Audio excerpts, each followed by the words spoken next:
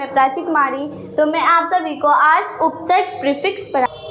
Hello friends, मैं प्राची कुमारी। मैं आप सभी को आज फिर से उपसर्ग पढ़ाने वाली हूँ। तो फ्रेंड्स चलिए हम लोग शुरू करते हैं। उपसर्ग का इंग्लिश होता है प्रीफिक्स। क्या होता है? प्रीफिक्स। ठीक है। उपसर्ग, उपसर्ग के जोड़ उपजोड़ सर्ग, उपजोड़ सर्ग तो होता है उपसर्ग। ठीक है।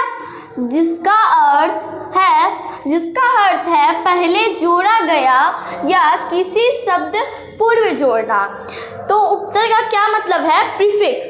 प्रीफिक्स का ये मतलब होता है उपसर्ग का कि कोई शब्द है उसके पहले जोड़ा गया जिसका अर्थ है पहले जोड़ा गया। ठीक है, पहले जोड़ा गया शब्द। तो किसी शब्द का पूर्व जोड़ना या हम उसे कहते हैं। ठीक है, जैसे कि हम हार में उप जोड़ देंगे। तो फ्रेंड्स मान के चलिए यह शब्द है, एक हार शब्द है, उसमें हम जो उप जोड़ेंगे या प्रीफिक्स जोड़ेंगे उपसर्ग, तो यहाँ पे एक शब्द निकल के आएगा उपहार। ठीक है, जैसे तंत्र में हम स्व जोड़ देंगे, तंत्र में स्वर जोड़ देंगे तो यहाँ पे स्वतंत्र हो जाएगा। अब है इसका डेफिनेशन है जो शब्दांश शब्द से पहले लगकर नए शब्दों का निर्माण करते हैं उन्हें उपसर्ग कहते हैं। ठीक है, वैसा शब्द जो पहले लगकर कोई भी शब्द के पहले लगकर नए शब्द का निर्माण करते हैं, नए शब्द बनाते हैं तो हम उसे उपसर्ग कहते हैं या प्रीफिक्स कहते हैं। जैसे एग्जाम्पल देख लेते हैं। उपसर्ग में जब हम अध तो लगाएंगे तो शब्द है मरा। अब मरा में अध लगाएंगे तो यहाँ पे हो जाएगा अधमरा। अब है दान में जब ना लगाएंगे तो यहाँ पे हो जाएगा नादान। ठीक है, भूत में जब लगाएंगे भूत में प्र लगाएंगे तो यहाँ पे हो जाएगा प्रभूत। अब देखिए उपसर्गों का अलग से कोई अर्थ नहीं होता, परंतु ये शब्द के आरंभ में लगकर कोई ना कोई अर्थ अवश्य प्रकट करते हैं। जैसे अप जोड़ यस एक शब्द है, उसमें जब हम प्रीफिक्स अप लगाएंगे तो यहाँ पे अपयस हो जाएगा।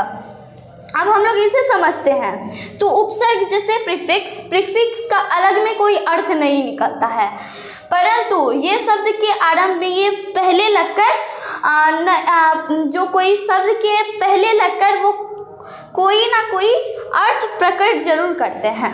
ठीक है, उपसर्ग के भेद, काइंड्स ऑफ प्रीफिक्स। ठीक है, फर्स्ट है संस्कृत के उपसर्ग, प्रीफिक्स ऑफ संस्कृत। सेकेंड है संस्कृत के कुछ अवयव। ठीक है, और थर्ड है हिंदी के उपसर्ग, प्रीफिक्स ऑफ हिंदी। ठीक है, उर्दू और फारसी के उपसर्ग, prefix of Urdu and Persian. अंग्रेजी के उपसर्ग, प्रीफिक्स ऑफ इंग्लिश। ठीक है, तो फ्रेंड्स अब हम लोग आगे चलते हैं। तो यहाँ पे क्या है? संस्कृत के उपसर्ग। पहले हम लोग फर्स्ट प्रीफिक्स पढ़ लेते हैं। तो संस्कृत उपसर्ग, तो उपसर्ग यहाँ पे है उप, और उसका जो अर्थ होता है छोटा या सहायक। और इसका नया शब्द किसी भी लगाएंगे तो उप मुख्यमंत्री, उप मुखिया, उप प्रधानाचार्य और उपग्रह। तो ठीक है, अब है अति। अति का अर्थ होता है बहुत अधिक और आगे। ठीक है, और अब हम किसी भी शब्द में अति लगाएंगे तो क्या क्या बनेगा? अतिशय, मतलब सै में अति लगाए तो अतिशय, अत्यधिक, अत्यंत। ठीक है, अब अधि है। अधि इसका अर्थ होता है ऊपर या श्रेष्ठ। तो यहाँ पे नए शब्द अधिकार, अधिपति और अध्यक्ष। ठीक है, अब है अनु। अनु का अर्थ होता है पीछे, समान, पश्चात और गौण। तो यहाँ पे नए शब्द बनेंगे अनुराग, अनुकरण और अनुकम। अब है अप। अप का अर्थ होता है होन, अभाव, अनुचित। इसका नया शब्द अपकृति, अपमान, अपकार, ठीक है। नीर और निस, इसका अर्थ होता है बिना, रहित और विपरीत। विपरीत का मतलब उल्टा। तो यहाँ पे नए शब्द हैं निश्चल, निर्मल, निर्वाह, ठीक है। परा का अर्थ होता है उल्टा, अनादर और विपरीत। तो इसका नया शब्द पराजय, पराक्रम और प्रभाव। अब है परि का अर्थ होता है चारों ओर और अतिशय। तो यहाँ पे नए शब्द परिचय, परीक्षा और परिक्रमा। तो अब है सु का अर्थ होता है अच्छा, शुभ और सहज। तो यहाँ पे नए अर्थ सुकर्म, सुलभ और सुपुत्र। तो फ्रेंड्स अब हम लोग आगे चलते हैं। तो क्या है सेकेंड नंबर में संस्कृत के कुछ अवयव, सम इनडिक्लाइनेबल वर्ड्स ऑफ संस्कृत, ठीक है। तो क्या है, अब है कु का अर्थ होता है बुरा। अब है न्यू वर्ड है कुछ समय, कुपात्र, कुसंग और कुपुत्र, मतलब बुरा पुत्र। हम लोग बोलते हैं तुम्हारा पुत्र बहुत बुरा है, ठीक है। तो सह है, इसका अर्थ होता है साथ, ठीक है। नया वर्ड सहपाठी, सहमति, सहज, सहगान, ठीक है। उच्च मतलब होता है ऊंचा, जैसे उच्च शिखर, उच्च स्वर, उच्च आदेश और उच्च चोटी, ठीक है। पुनर मतलब फिर, उसका अर्थ होता है फिर। तो यहाँ पे पुनर्जन्म, पुनर्विवाह, पुनरावृत्ति, ठीक है। स्वयं इसका अर्थ होता है अपने आप और खुद से। तो यहाँ पे नया वर्ड स्वयंवर, स्वयं सेवक, स्वयं सेवी, ठीक है।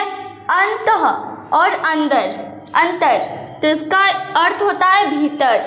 तो अंतर्ध्यान, अंतर्मुखी, अंतर्राष्ट्रीय मतलब इंटरनेशनल। अब है चिर का अर्थ होता है बहुत। तो यहाँ पे हो गया नया वर्ड चिरंजीवी, चिरकालीन और चिरायु, ठीक है। सम इसका अर्थ होता है समान और नया वर्ड समकोण, समभाव और समवा, ठीक है। अब थर्ड पढ़ते हैं हिंदी के उपसर्ग, प्रीफिक्स ऑफ हिंदी। अब है अन का होता है अर्थ बिना और नहीं। अब है नया वर्ड अनजान, अनपढ़ मतलब इलिटरेट और अनमना। अनजान मतलब होता है जैसे जिसे हम नहीं जानते हैं, ठीक है, अनजान। अब है नी मतलब रहित और बिना। अब है निडर, निकम्मा, निहत्था, निकम्मा। अब है वी, इसका अर्थ होता है विशेष, मतलब होता है विशेष हो गया। अब इसका नया वर्ड विज्ञान, विग्रह और विधान, विशेष। अब हम लोग आगे की ओर चलते हैं, चलिए।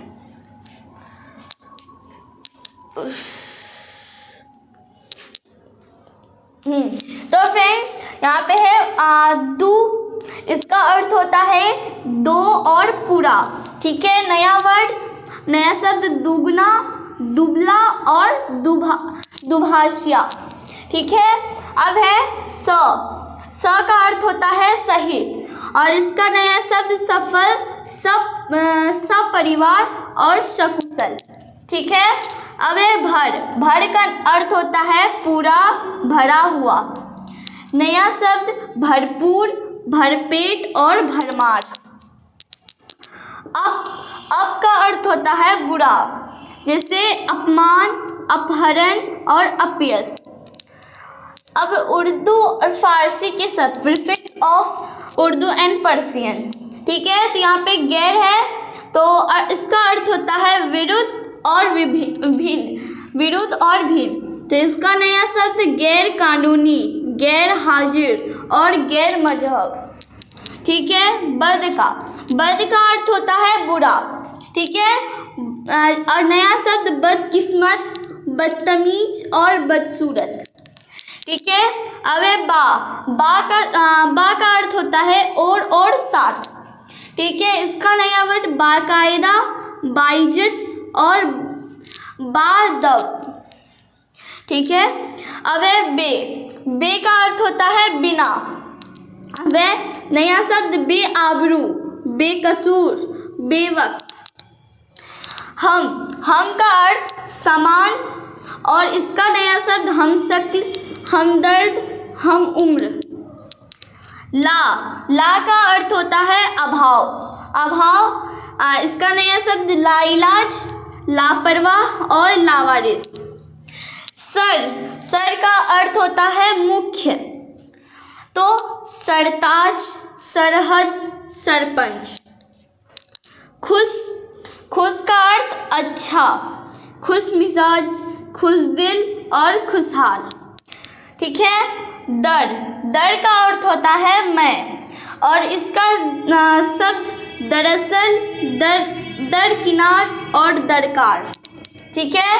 अब हम लोग पढ़ते हैं अंग्रेजी के उपसर्ग, प्रीफिक्स ऑफ इंग्लिश। अब है सब का होता है अधीन और नीचे। नया शब्द sub inspector, sub committee, sub division. ठीक है। अब है वाइस का अर्थ होता है सहायक, जैसे वाइस प्रिंसिपल, वाइस चांसलर और वाइस प्रेसिडेंट। अब है चीफ का होता है प्रमुख अर्थ होता है। ठीक है। जैसे कोई सब चीफ जस्टिस, चीफ मिनिस्टर और चीफ मैनेजर। ठीक है। अब है डिप्टी का अर्थ होता है उप और सहायक। ठीक है। इसका अर्थ डिप्टी कलेक्टर, डिप्टी इंस्पेक्टर और डिप्टी रजिस्ट्रार। तो फ्रेंड्स अब हम लोग यहीं पे वीडियो को ख़त्म करते हैं। तो फ्रेंड्स आप लोग को ये वीडियो अच्छा लगा होगा तो लाइक एंड सब्सक्राइब जरूर कीजिएगा और अपने दोस्तों को ज़रूर शेयर कीजिएगा ये वीडियो। और जिसको नहीं समझ में आया होगा वो कमेंट करेंगे। ठीक है फ्रेंड्स, तो थैंक यू।